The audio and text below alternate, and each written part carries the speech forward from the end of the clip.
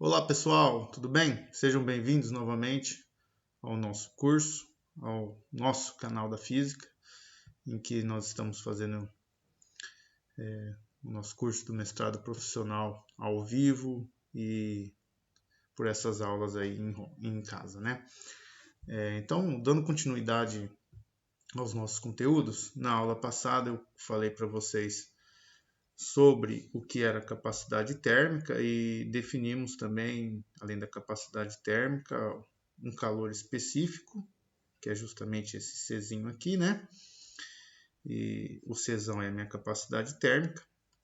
E em função da minha capacidade térmica ou do meu calor específico, nós determinamos uma quantidade de calor Q que um sistema tem que absorver ou liberar para estar alterando a sua temperatura, ok?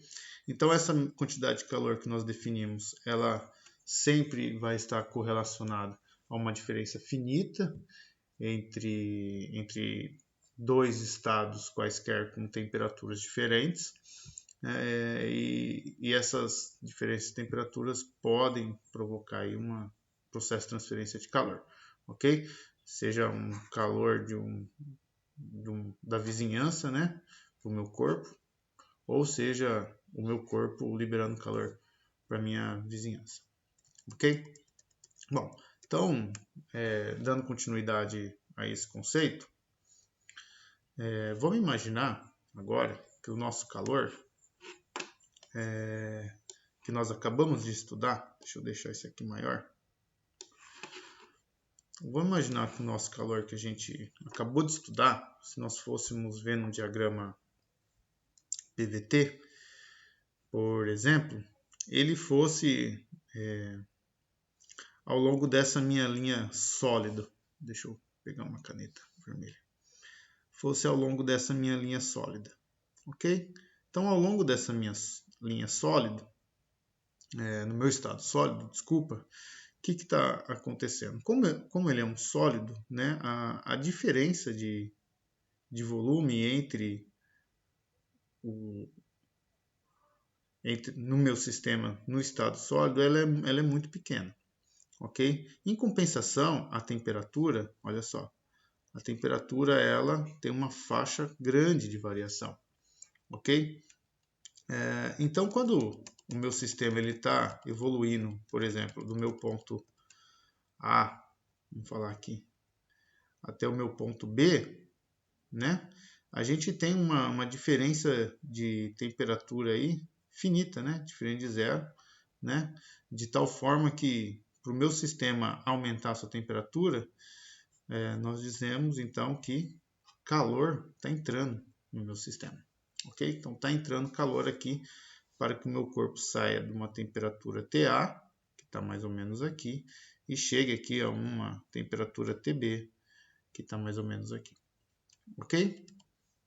Bom, mas o que acontece então se o meu corpo ele chega até o meu ponto E, conforme está no gráfico, e aí ele vem ao longo dessa minha curva, dessa minha trajetória. Então, de E para D, o que nós temos? Que a nossa diferença de pressão, está aqui a minha pressão, ela é igual a zero, ok? E mais, a minha diferença de temperatura, que nesse caso é a minha temperatura TF, se nós acompanharmos aqui ao longo dessa linha, né, ó, a gente consegue ver, a minha diferença de temperatura também é zero, ok? E esse meu caminho de E para D é o que a gente fala que o meu sistema ele está saindo do estado sólido e indo para o estado líquido, ok? Então, nesse caminho, está o quê? Ocorrendo uma transformação de fase.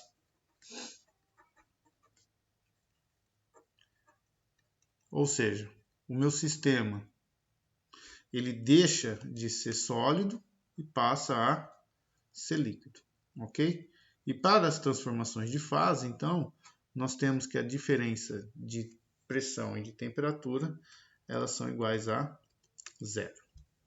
Ok? Ao passo que o meu volume, ele tem uma grande alteração. Ok? Bom, então quando nós temos uma transformação de fase, o calor que entra dentro desse corpo, vamos assim dizer, né, ou que entra dentro do meu sistema, né? Muito ruim essa caneta. Então, o calor que entra também é péssimo.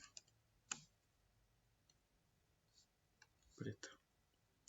Então, o calor que entra dentro do meu sistema, na minha transformação de fase, vai ser um calor, né? Vou falar aqui um calor que o meu sistema está absorvendo calor, vai corresponder a um calor em que a minha diferença de temperatura não vai mudar. Ok? Esse calor corresponde ao que nós chamamos de calor de transformação. Ok? E o calor de transformação, ele é dado pela razão entre a quantidade de calor absorvida ou liberada, né?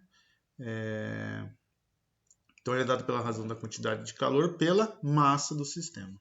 Ok? Então, por exemplo, vou imaginar que eu tenho uma quantidade de massa M no estado sólido, e aí essa massa M ao longo do meu caminho, né, ela vai ser toda transformada em uma massa líquida, ok? Em 1 ml, tá? Então, ó, podemos definir, vou falar assim, podemos definir como o calor de transformação L como a razão entre o calor absorvido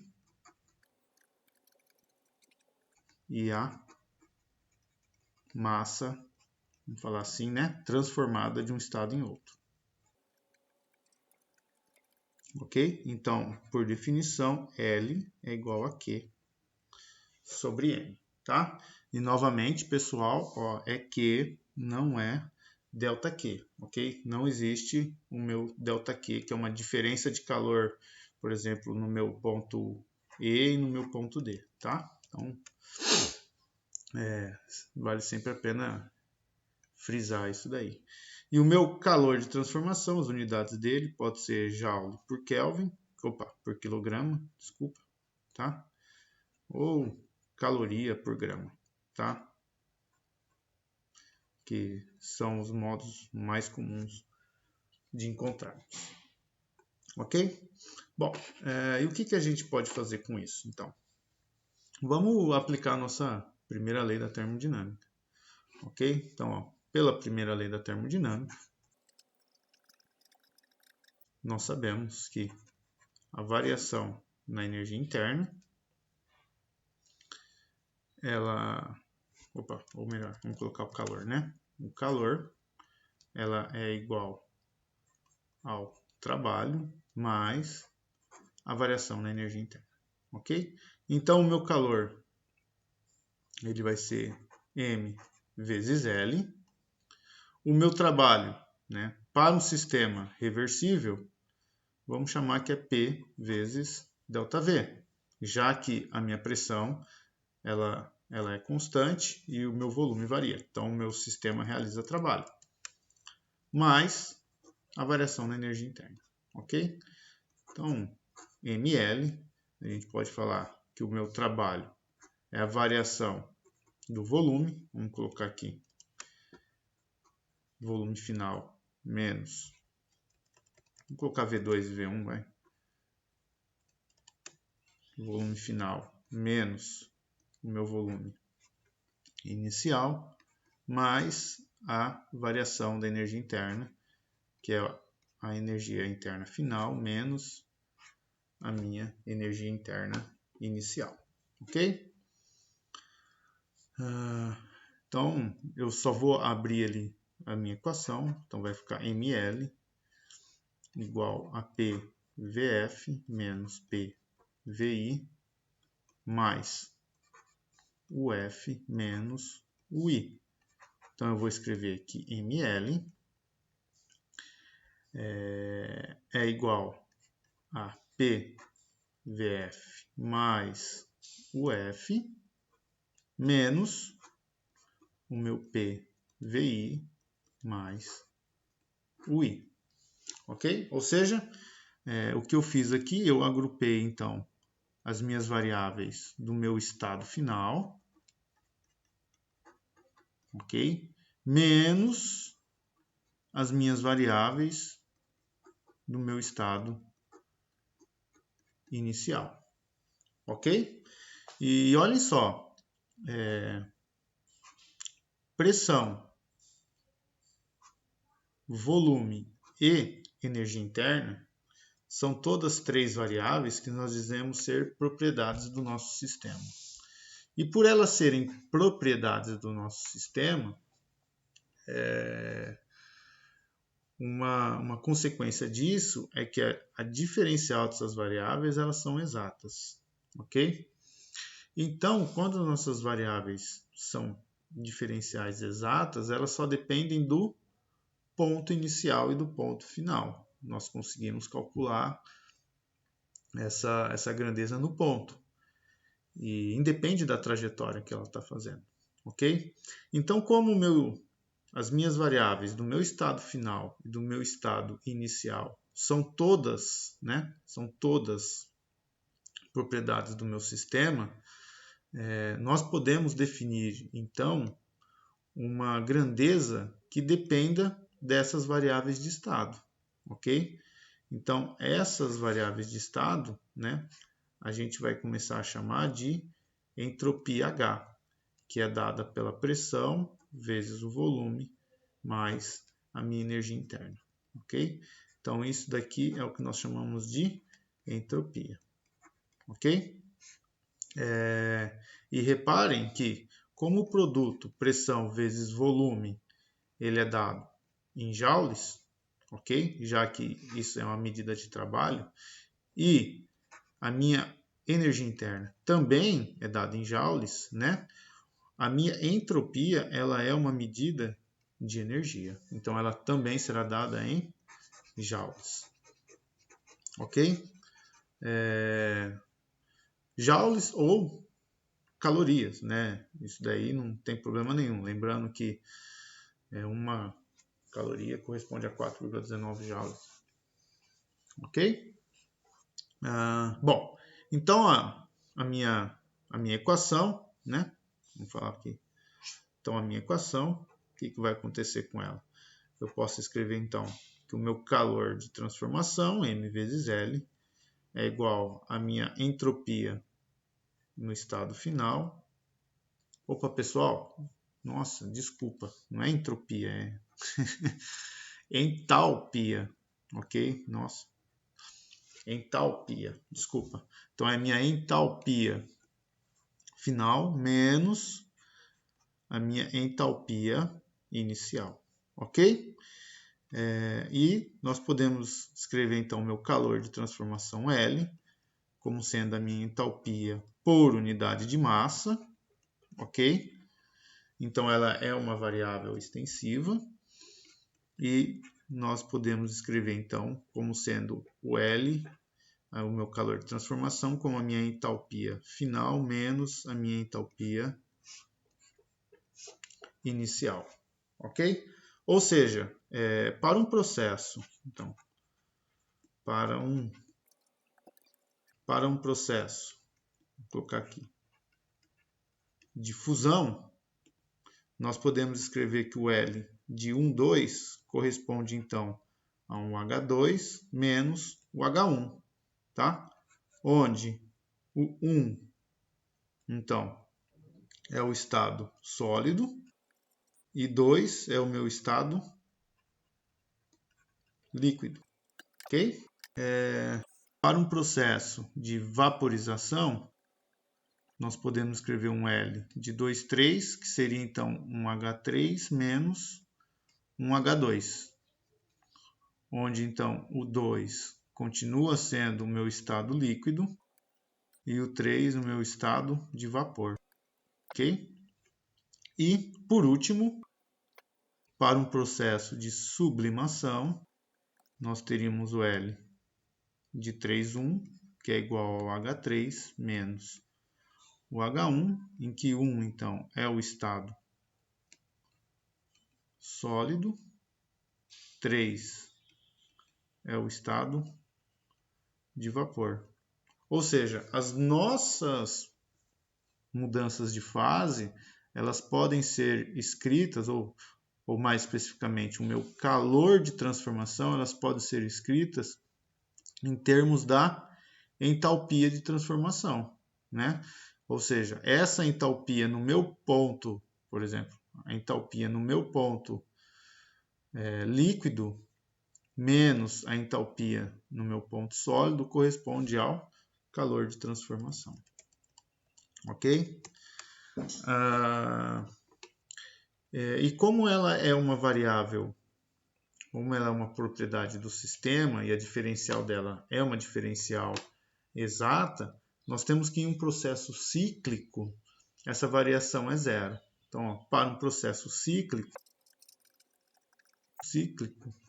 a variação na entalpia, vou colocar o Hzinho, já que eu estou usando Hzinho, ela é igual a zero, ok? Então, imagina que nós tenhamos, por exemplo, uma transformação de fase em torno do meu ponto triplo, esse daqui, né? Vamos imaginar aqui. Então, o que vai acontecer? Imaginemos que o meu sistema ele esteja talvez aqui nesse ponto, ok? E aí, por um processo, ele vai passar do estado sólido para o estado líquido, ok? Depois, do meu estado líquido para o meu estado de vapor, e do meu estado de vapor ele volta para o meu estado sólido, né? Qual que seria então o calor total envolvido nessa transformação, né? Como ele é um processo cíclico, tá? Nós teríamos que a variação da entalpia é zero. Ou seja, a variação dessa entalpia seria o quê? A entalpia que eu tenho durante a transformação do meu ponto sólido para o meu ponto líquido. Então, seria o meu ponto... Essa seria, então, a variação na entalpia do meu ponto sólido para o meu ponto líquido, mais a variação da entalpia do meu líquido para o gás, então seria H3 menos um H2, ok? Mais do meu vapor para o meu líquido, ok? Então seria o H do meu vapor para o sólido. Então seria o final sólido menos o inicial, que é o vapor. Porém, pessoal, olha só, nessa transformação de fase, né, em que eu saio do meu sólido e vou para o meu líquido, para que um processo sofra essa transformação, nós temos que absorver calor, ok? Quando eu saio de um líquido e vou para o gás, que está aqui, o meu sistema também tem que absorver calor, ok? Porém, quando eu saio do meu estado de vapor e vou para o meu estado sólido, né, o meu sistema ele tem que perder calor, ok? Então, como ele tem que perder calor, né, vamos colocar aqui um sinalzinho de menos, ok? Vamos colocar aqui então um sinalzinho de menos, certo? Então, isso tudo aqui vai ficar igual a zero. Bom, então a nossa entalpia total, nós podemos falar aqui, que é o H2 menos o H1, mais o H3 menos o H2, que tem que ser igual ao H1 menos o H3, ok? A diferença de entalpia entre o meu estado líquido e o meu estado sólido é o que nós definimos como o calor de transformação L12. Então, esse daqui vai ser L12 mais a diferença de entalpia entre os meus pontos líquido e os meus pontos de vapor. Então, é a minha calor de transformação L23, ok? Que tem que ser igual à diferença de entalpia entre os meus estados de vapor e sólido, é o L de 13, ok? Então a gente pode ver aqui só um jeitinho de gravar, né? Então a gente tem 1 e 3, ok? 1 e 3. E esses dois aqui a gente pode cancelar, né? Então, os calores de transformação do meu estado, calor de transformação de fusão mais de vaporização é sempre igual ao calor de transformação de sublimação, ok? Então, isso é uma regrinha, tá? Para qualquer substância, ok? Bom, então isso era o conceito de entalpia que eu queria falar para vocês, e com isso a gente encerra os tipos de calor que nós deveríamos entender, ok? Que é exatamente o calor de transformação e o calor que envolve a capacidade térmica, ok? Então, nas próximas aulas, nós vamos entrar em um estudo um pouco mais detalhado da primeira lei, utilizando diversos processos entre dois estados quaisquer. Então, vamos ver como que a gente aplica a primeira lei para um processo isocórico, isobárico, isotérmico e adiabático, ok? Obrigado, pessoal. Até a próxima e bons estudos. Tchau, tchau.